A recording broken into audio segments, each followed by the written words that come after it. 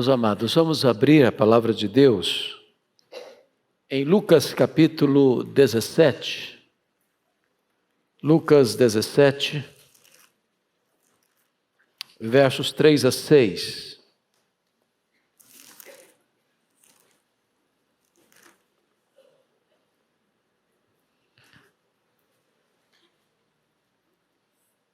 Esse texto diz assim: acautelai-vos, se teu irmão pecar contra ti, repreende-o. Se ele se arrepender, perdoa-lhe. Se por 7 vezes no dia pecar contra ti, e 7 vezes vier ter contigo dizendo, estou arrependido, perdoa-lhe. Então disseram os apóstolos ao Senhor, aumenta-nos a fé. Respondeu-lhes o Senhor, se tiverdes fé como um grão de mostarda, direis a esta amoreira, arranca-te e transplanta-te no mar, e ela vos obedecerá. Ainda vamos ler na carta de Paulo aos Colossenses, capítulo 3, carta de Paulo aos Colossenses, capítulo 3, versos 12 a 14.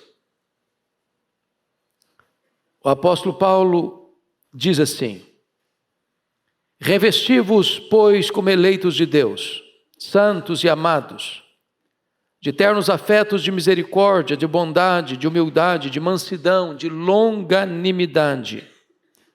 Suportai-vos uns aos outros, perdoai-vos mutuamente, caso alguém tenha motivo de queixa contra outrem. Assim como o Senhor vos perdoou, assim também perdoai vós. Acima de tudo isto, porém, esteja o amor, que é o vínculo da perfeição. Amém. Eu quero conversar com vocês hoje sobre perdão, a asepsia da alma. O grande pensador cristão, C.S. Lewis, disse com segurança e perícia: é mais fácil falar sobre perdão do que perdoar. Não é difícil você estudar o assunto, preparar um estudo bíblico sobre o assunto, pregar um sermão sobre o tema, mas é desafiador quando alguém machuca você, fala mal de você, intenta contra você, e você perdoa essa pessoa. Não é uma questão de conceito, de prática. Amar todo mundo é muito fácil. Alguém já disse, eu amo a humanidade, o que eu não tolero são as pessoas. O problema é você amar aquela pessoa específica que pisou no seu calo, que deliberadamente fez mal a você. O ponto que Paulo trata aqui na carta aos Colossenses é que, por sermos pessoas imperfeitas, e somos de fato, num dado momento ou outro da vida, nós vamos ter queixas uns dos outros. Nós erramos sem saber, ou nós erramos conscientemente. E quando nós assim fazemos, nós decepcionamos as pessoas. E é claro que também as pessoas nos decepcionam.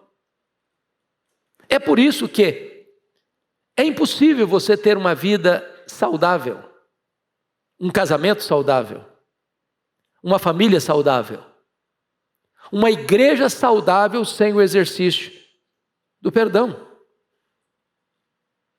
Há muitas pessoas dentro da igreja que estão feridas, magoadas, machucadas.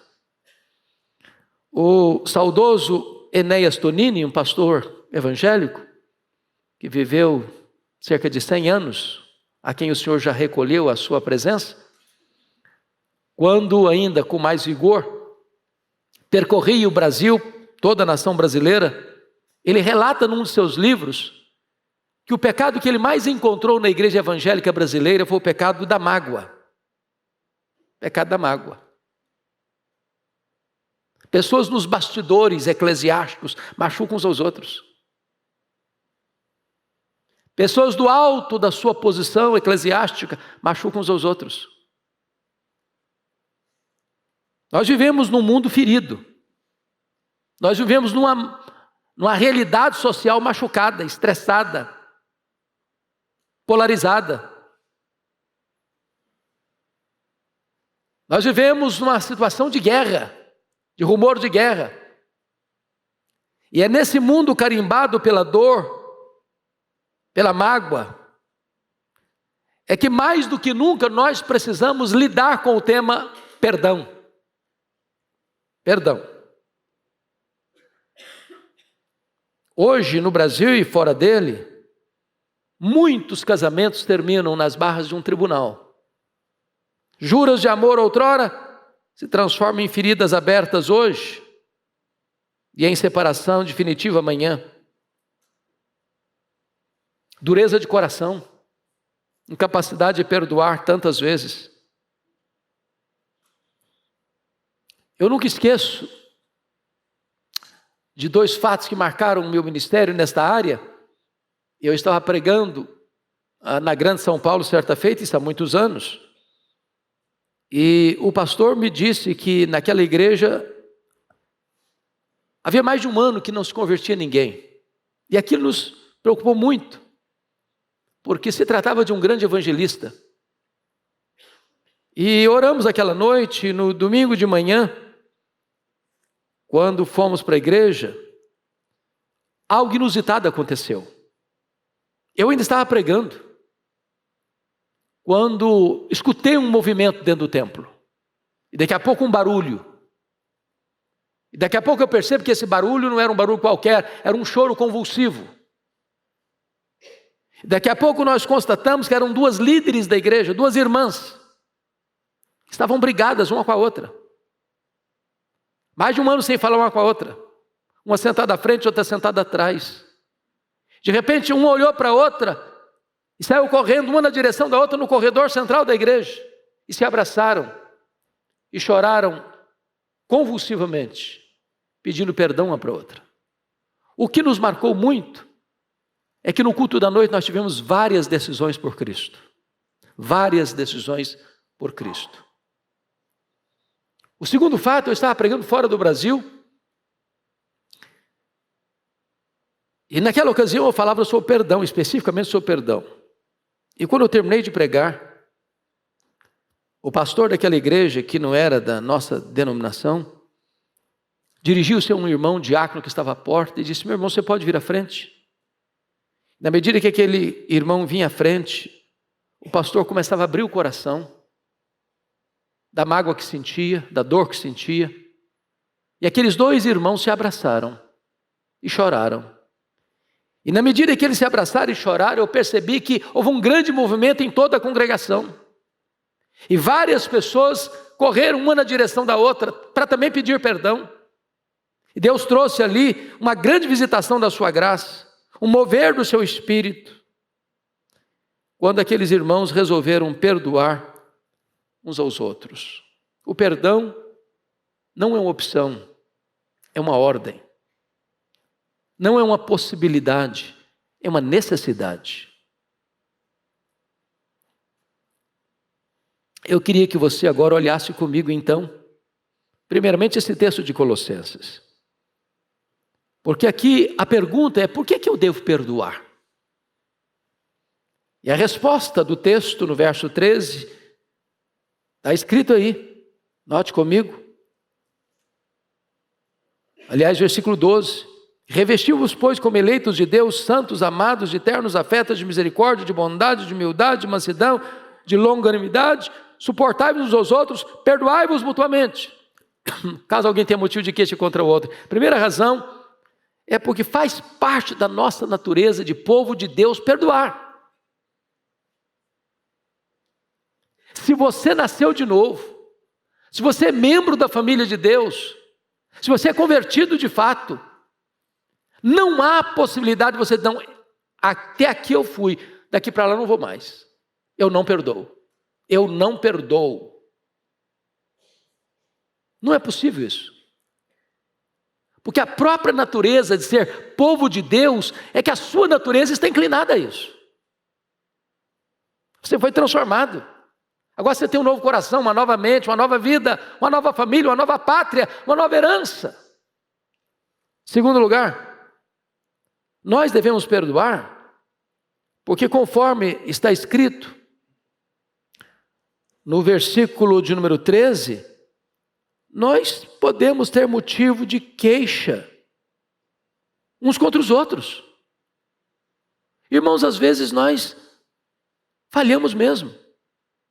Às vezes nós não fazemos o que devíamos fazer, não falamos o que devíamos falar. Às vezes o nosso comportamento não é mesmo adequado. Isso dentro de casa, com o cônjuge, com os filhos, com os pais, com os irmãos, com os parentes, com os vizinhos, com os membros da igreja. Falhamos.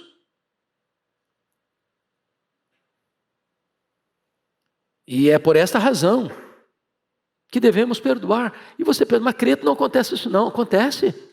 A Bíblia diz que Paulo e Barnabé, dois grandes líderes da igreja primitiva, entraram numa desavença. Discordaram de um assunto, de como lidar com o assunto. Paulo queria que Marcos não fosse parte da caravana. Barnabé queria que Marcos fizesse parte da caravana. E os dois brigaram. Então é possível que, até dentro da igreja, às vezes a gente entre em rota de colisão com o outro. Agora, por que devemos perdoar? Diz Paulo ainda no versículo 13. Ele diz assim, perdoai-vos mutuamente, caso alguém tenha motivo de queixa contra outrem, mas ele diz assim, assim como o Senhor vos perdoou, assim também perdoai vós. E aqui, irmãos, a coisa pega. Porque assim como. E a pergunta é, como é que é o perdão de Deus por nós? Primeiro, é um perdão completo de tudo. Segundo, é um perdão eterno, para sempre. A Bíblia chega a usar figuras, por exemplo. A Bíblia diz que Deus afasta o nosso pecado como o Oriente se afasta do Ocidente. A Bíblia chega a dizer que Deus desfaz o nosso pecado como a névoa. A Bíblia chega a dizer que Deus lança os nossos pecados para trás das suas costas. A Bíblia chega a dizer que Deus lança os nossos pecados nas profundezas do mar. A Bíblia chega a dizer que Deus nos lava com o sangue de Jesus de todo o pecado. E agora Deus está dizendo, assim como eu perdoei você, você deve perdoar o seu irmão. Quando a Bíblia vai colocar isso em termos de valores, de quantidade, Jesus coloca a parábola do credor incompassivo e usa uma cifra astronômica de 10.000 talentos, que significa 350 mil quilos de ouro.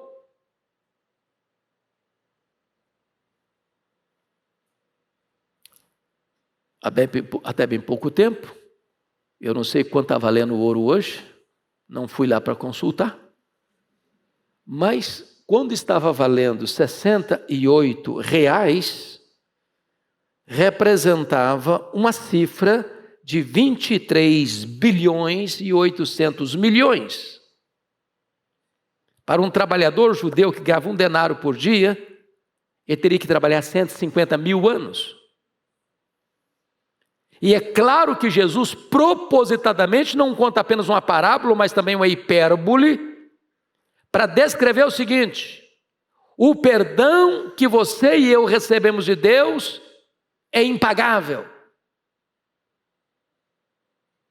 E Deus nos perdoou de fato. E agora Deus está dizendo, agora você vai perdoar quem machucou você, quem feriu você, do mesmo jeito que eu perdoei você.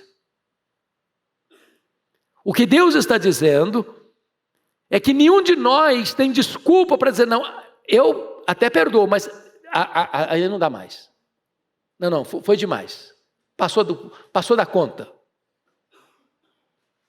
A Bíblia nos informa que Deus perdoa os nossos pecados e deles não mais se lembra. Isso é complicado demais. Complicado demais. Porque é normal você escutar, perdoar eu perdoo, mas esquecer eu não esqueço. Não é verdade? Então me permita essa pergunta, você não esquece mesmo? Porque se você não esquece mesmo,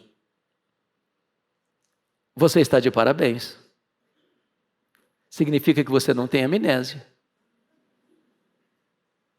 Porque a Bíblia não quer dizer que quando Deus perdoa e esquece que Deus tem amnésia. Deus não tem amnésia.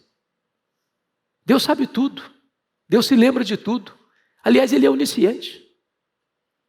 Então, o que a Bíblia quer dizer que quando Deus perdoa e esquece? O que a Bíblia está querendo dizer com isso? O que a Bíblia está querendo dizer com isso é que Deus não cobra de você mais a dívida que perdoou você. Deus não joga no seu rosto mais aquilo que já perdoou você. Deus não põe a espada na sua barriga mais, olha, eu perdoei. Não, Deus perdoa e não cobra mais essa dívida. Eu já disse aqui, certa ocasião, que um dos problemas mais sérios que eu tive nessa área foi quando meu irmão foi assassinado.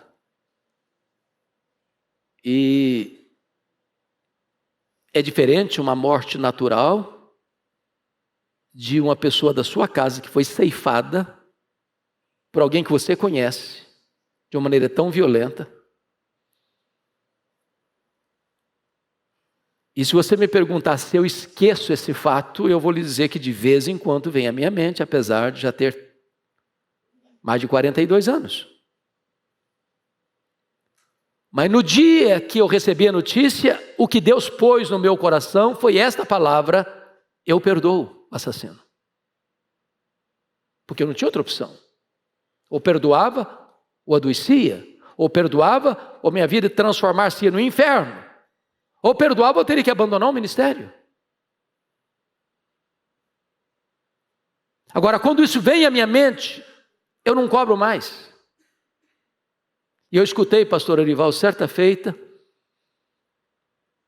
uma mulher que foi abusada por um homem desde a sua infância. Seu pai era pastor, esse homem era o vizinho da família. Ele abusou dessa menina desde a infância. E dizia para a menina assim: se você contar para o seu pai, eu mato seu pai. E o pastor ficou sabendo disso. E para não pagar com a mesma moeda, resolveu mudar-se da cidade. E essa moça vai se casar agora, já não é uma menina, mas é uma moça. E ela vai fazer o bolo do casamento. Ela é informada que existe um lugar que faz o melhor bolo da cidade. E quando ela chega lá, para sua surpresa, o homem que fazia o bolo era o homem que abusara dela desde a sua infância. E o ódio veio no coração. E gosto de sangue veio à sua boca. E Deus ministrou o coração dela. Está na hora de você exercer um perdão transcendental. E ela encomendou o bolo. E quando o homem veio trazer o bolo, ela disse: eu sei quem é o Senhor. O Senhor feriu profundamente a minha vida. O Senhor arruinou, de certa forma, a minha história. Mas eu quero dizer para o Senhor, em nome de Jesus, que eu te perdoo. E esta mulher me deu para mim a melhor definição de perdão que eu já ouvi até hoje. Ela diz: perdoar é lembrar sem sentir dor. Perdoar é lembrar sem sentir dor. Você não cobra mais a dívida. Assim como Deus em Cristo vos perdoou, assim também perdoai vós. Mas perdoar, meus irmãos, é uma coisa tão solene, tão séria na vida cristã, que a Bíblia é clara em afirmar que se você não perdoar, você não pode orar. Suas orações são interrompidas. Aliás, Pedro chega a dizer que se você não se relacionar de maneira harmoniosa com a sua esposa, se você não tratar bem a sua mulher dentro de casa, as suas orações são interrompidas. Se você não perdoar, diz a Bíblia, você não pode trazer sua oferta ao altar. Porque Deus, antes de aceitar a sua oferta, precisa aceitar a sua vida. Foi por isso que Deus rejeitou Caim e a sua oferta. Porque o que tinha no coração de Caim não era amor, era inveja, era ódio. Se você não perdoar, diz a Bíblia, você não pode ser perdoado. Jesus nos ensinou a orar assim: Pai, perdoa-nos as nossas dívidas, assim como nós perdoamos aos nossos devedores. Eu estou pedindo para Deus me tratar do jeito que eu trato as pessoas. Se você não perdoar, você não tem paz. Na linguagem de Jesus, você é entregue aos verdugos, aos flageladores da alma. Portanto, guardar mágoa é algo tão terrível que poderíamos chamar isso de autofagia, autodestruição. Uma pessoa magoada, uma pessoa que fica ruminando a mágoa, o ranço, a amargura, fica lá cozinhando em fogo lento, não tem paz. Não tem paz. Ela se torna escrava daquela pessoa. Ela vai chegar em casa para fazer um lanche, a pessoa se assenta à mesa com ela e tira o apetite. Ela vai tirar uma soneca e a pessoa se deita do lado dela e vira um pesadelo. Ela vai sair de férias com a família, a pessoa pega a carona e estraga as suas férias. A única maneira de você ter saúde emocional, espiritual, é perdoando, porque o perdão é a asepsia da alma, é tirar a fuligem da alma. Mas notem que há uma coisa importante agora a pensar.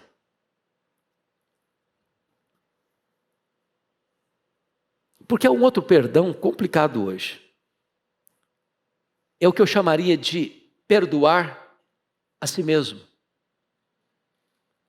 Tem gente que vive emocionalmente perturbada porque não perdoa a si mesma. Pense comigo no apóstolo Paulo. A Bíblia diz que Paulo entrava nas casas e arrastava homens e mulheres para lançá-los na prisão. A Bíblia diz que Paulo entrava nas sinagogas, e forçava os crentes a blasfemarem, açoitando-os, caso não atendesse aos seus requisitos. A Bíblia diz que Paulo encerrou muitos dos santos em prisões, e contra esses muitos santos dava o seu voto quando os matavam. Ele era um serial killer, mandou matar muita gente, muito sangue nas mãos. Se esse homem não tivesse tomado posse do perdão de Deus, a vida dele seria um inferno. Tem muita gente que nunca se libertou das amarras do passado, das feridas do passado, dos abusos do passado, que precisa perdoar-se, ou cometeu um erro, um deslize, um vacilo na vida, ou coisas gravíssimas, não importa. O sangue de Jesus nos purifica de todo o pecado. O Senhor restaura, o Senhor liberta, o Senhor salva, o Senhor perdoa, o Senhor faz tudo novo, mas tome posse desse perdão. Eu já contei aqui certa feita de uma mulher a quem eu fui chamado para visitar, orar por ela, essa mulher há 60 anos vivia atormentada. 60 anos. Os filhos sem saber o que fazia. Levava em médico, psicólogo, psiquiatra, fazia um exame, fazia outro.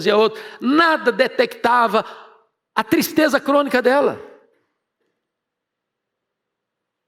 E quando eu fui visitar aquela mulher, ela disse assim para mim: pastor, eu sofro há 60 anos. Eu traí meu noivo, ele nunca ficou sabendo. Me casei com ele, fui casada há muitos anos, sou viúva há muitos anos. Mas aquele pecado está tão vivo na minha memória como se eu tivesse cometido hoje de manhã. 60 anos sem entender a graça, 60 anos sem tomar posse do perdão, 60 anos martirizando a si mesma, 60 anos debaixo do chicote da culpa.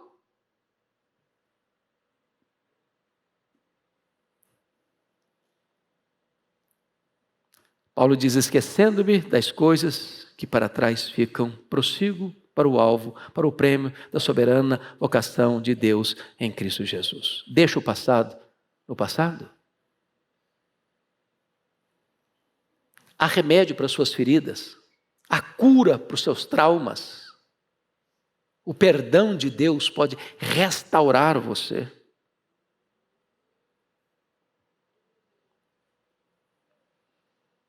Há um fato na história que me marca por demais nessa questão do perdão. Ocorreu, vocês conhecem a história, no dia 7 de dezembro de 1941, exatamente dentro da Segunda Guerra Mundial, quando Mitsu Fuchida comandou o ataque à frota americana no porto de Pearl Harbor. Era um domingo. Os americanos na igreja. E naquele momento de consternação, de choque para a nação, de um ataque frontal e desastroso, um jovem soldado, Jack DeChase, se dispôs a se vingar e prometeu ir a Tóquio. E quando ele estava sobrevoando a cidade, ele foi capturado. E ele foi preso em Tóquio. E ele foi torturado em Tóquio. E ele sofreu horrores na prisão. Mas quis a providência de Deus que chegasse na prisão um pedaço, uma folha arrancada da Bíblia, que tratava do amor de Deus. E com aquela leitura, aquele soldado americano se converteu a Jesus. Pela graça de Deus, sobreviveu à prisão, a guerra terminou, ele voltou para os Estados Unidos, entrou no Instituto Bíblico, se formou como evangelista missionário, escreve o seu testemunho da sua conversão numa prisão japonesa e retorna ao Japão como missionário. E chega em Tóquio e distribui esse folheto do seu testemunho de conversão. Quis a providência divina que um desses folhetos caísse nas mãos de Mitsu Fuchida. Mitsu Fuchida estava na véspera, quando a cidade de Hiroshima foi destruída pela bomba atômica. Ele tinha saído um dia antes. E ao ler esse relato, o Espírito Santo toca o seu coração e ele se rende a Jesus. E quis a providência de Deus que esses dois homens um dia se encontrassem. E esses dois homens se unissem para pregar o Evangelho na cidade de Tóquio, no Japão. Este é o poder do perdão. Este é o poder da reconciliação. Este é o poder do Evangelho de Jesus Cristo. Mas, amados, vamos comigo, por gentileza, de volta ao texto lido de Lucas 17, e eu quero encerrar aqui, porque há princípios aqui que nós precisamos observar ao tratar deste assunto. Lucas 17, 3, Jesus começa o assunto assim: acautelai-vos. E eu gosto dessa pedagogia de Jesus. Porque quando você trata de perdão, implica que tem um problema. que 2 pessoas ou mais pessoas estão com um relacionamento ferido, machucado, estressado. Tem que ter muito cuidado, porque às vezes, em vez de resolver o problema, agrava-se o problema se não tiver sabedoria no trato. Você conhece gente muito espiritual, que na hora de resolver um problema desse, ele diz: ó, fulano, eu vim conversar com você porque eu sou um homem de Deus, cheio do Espírito Santo, e você é um crápula, e você falhou comigo, mas porque eu sou um homem cheio do Espírito Santo, eu resolvi aqui perdoar você. Uma abordagem horrível, não? Criou mais problema em vez de resolver. Numa linguagem bem brasileira, acautelai-vos significa o seguinte: não use uma marreta de 5 quilos para pregar uma taxinha. Vou fazer a pergunta do Orival: vocês estão entendendo?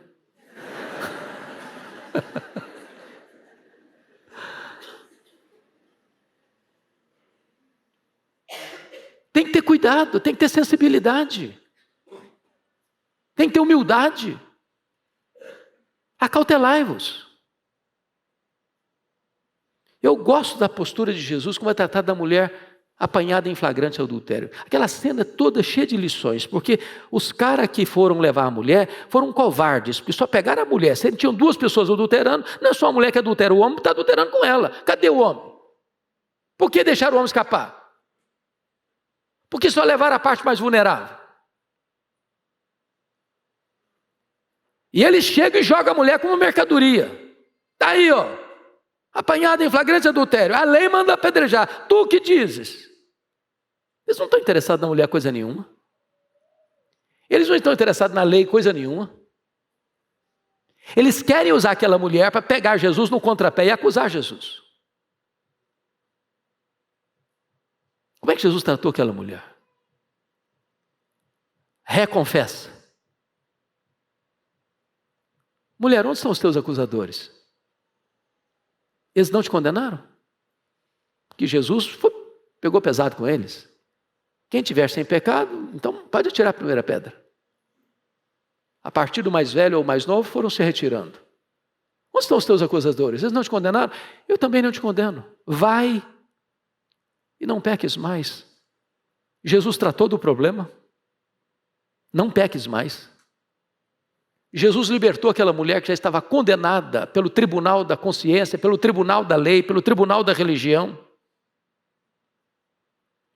E Jesus valorizou aquela pessoa. Não se esmaga a cana quebrada, não se apaga a torcida que fumega. Foi o mesmo que Jesus fez com Pedro. Pedro negou Jesus. E Jesus vai lá para o mesmo ambiente onde chamou o Pedro para o ministério e faz 3 perguntas para ele. Não botou o dedo na cara dele, falou: você é um covarde, você é um medroso, você é um trânsfuga, você é isso. Não, ô Pedro, você me ama, meu filho. Você me ama. Quantas vezes, meus irmãos, a Bíblia diz que a palavra dura faz o quê? Suscita ira. Mas a resposta branda desvia o furor. Você pega mais moscas com a gota de mel do que com um barril de fel. Segunda coisa que Jesus nos ensina aqui, meus amados, olhe comigo o versículo de número 3 ainda. Se teu irmão pecar contra ti, repreende-o. A ideia aqui é de confrontação. E note comigo que Jesus está querendo dizer com isso que o tempo não é um santo remédio para curar feridas. Eu conheço muito crente, não, vou deixar para lá. Amanhã eu esqueço. O tempo vai resolver isso. Jesus não adota essa metodologia, esse sistema não. Se alguém machucou você, vai lá conversar com ele. Não conta para todo mundo primeiro, não. Não espalhe o problema, não. Não envolva mais pessoas, não. Não jogue uma pessoa contra a outra, não. Se ele errou com você, vai lá conversar com ele. Vai lá. Se seu marido contrariou você, não conta para as vizinhas, não. Se a sua mulher contraria você, não conta para os seus amigos no futebol, não. Vai lá conversar, acerta a situação lá na fonte.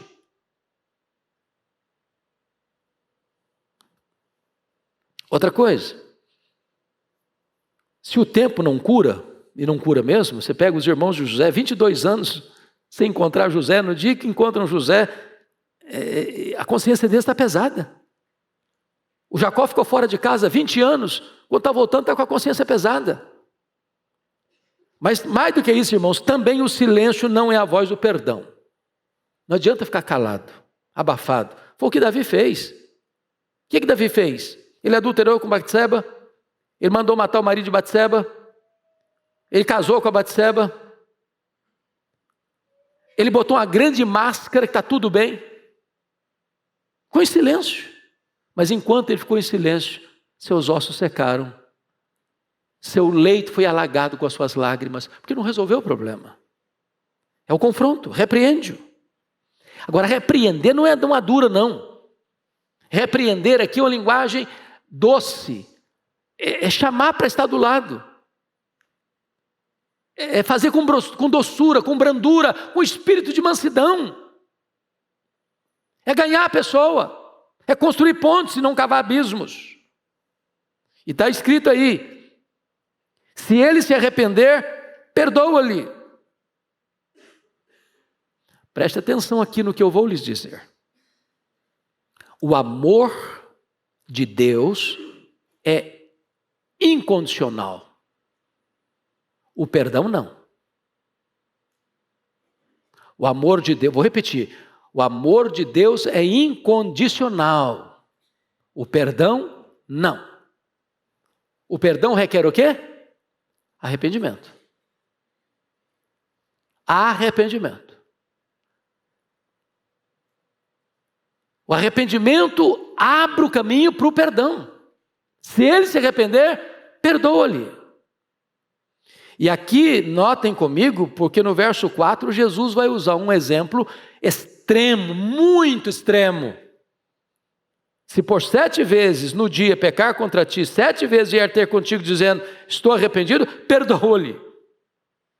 Parece um exagero, e é mesmo. Eu não conheço nenhum caso de uma pessoa errar com a outra 7 vezes no mesmo dia e ter a cara de pau de vir pedir perdão. A primeira vez, a segunda vez, a terceira vez, a quarta vez, a quinta vez, a sexta vez, a 7ª vez, e você não ter a disposição de dizer, você está de brincadeira.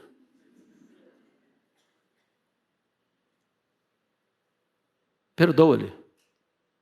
Sabe o que Jesus está dizendo? Em havendo arrependimento, não há limitação no perdão. Porque é assim que Deus faz com você e comigo. Deus me perdoa, Deus me perdoa, Deus me perdoa, Deus me perdoa, Deus me perdoa. E todo dia eu estou pedindo perdão para Deus, todo dia. E não há uma ocasião que Deus chega para mim e diga, olha, chega. Não compareça mais aqui, não venha mais aqui, chega! Não aguento mais ver sua cara. Se eu fizesse isso comigo, eu estava perdido. E você também.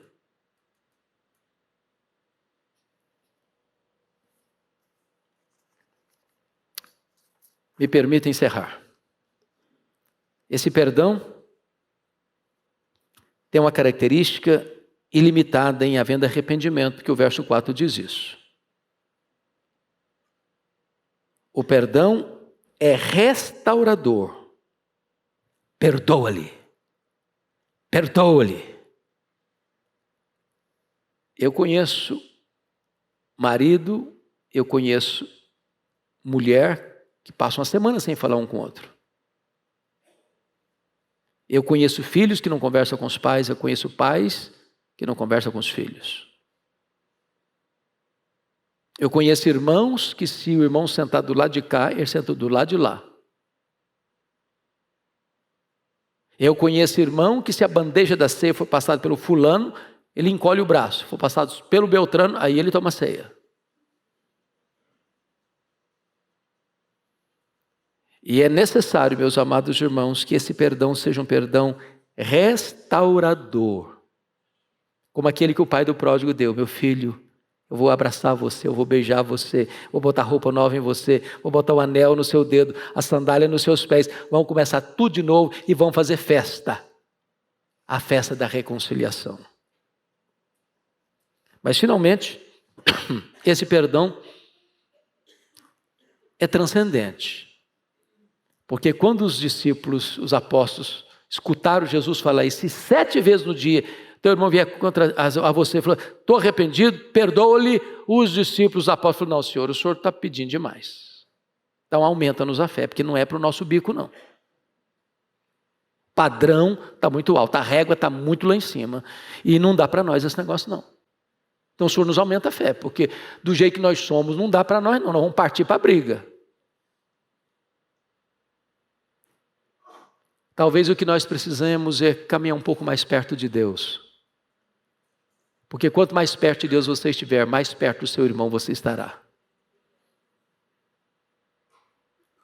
E Jesus disse assim, se vocês tiverem fé como um grão de mostarda, vocês vão pedir para essa amoreira aqui, transporta-te para lá, ela vai para lá. E Jesus não está querendo dizer que você vai transportar um monte para outro lugar, não. O que Jesus está dizendo é que se você tiver fé, aquelas árvores da amargura com raízes profundas do seu coração vão ser arrancadas, e arrancadas, e arrancadas, e arrancadas. E você não terá mais a contaminação da amargura e da mágoa no seu coração. O seu coração estará pronto e disposto a perdoar, assim como Deus em Cristo perdoou você. Eu não vou pedir para levantar a mão, não, mas tem alguém aqui que não precisa dessa mensagem? Ei, pastor, só fora. Eu nunca tive mágoa de ninguém, eu nunca senti nada por ninguém, a minha vida é amor o tempo todo. Porque se você nunca lidou com isso, nós vamos precisar de saber o seu endereço, o seu CPF, nós vamos lá para sua casa aprender com você. De repente você é um anjo disfarçado entre nós e nós não sabemos. Essa mensagem é para mim, é para você, é para nós. E Deus está aqui, pronto a perdoar. E pronto a levar você a perdoar. E a minha palavra é essa. A vida é feita de decisões. Se você está aqui hoje, se você que está nos assistindo aí, tem alguma pendência com alguém, tome hoje a decisão de perdoar. Talvez uma visita, um telefonema, uma viagem, uma carta, um e-mail. Faça o que você precisa fazer e Deus vai honrar você. Deus abençoe. Amém.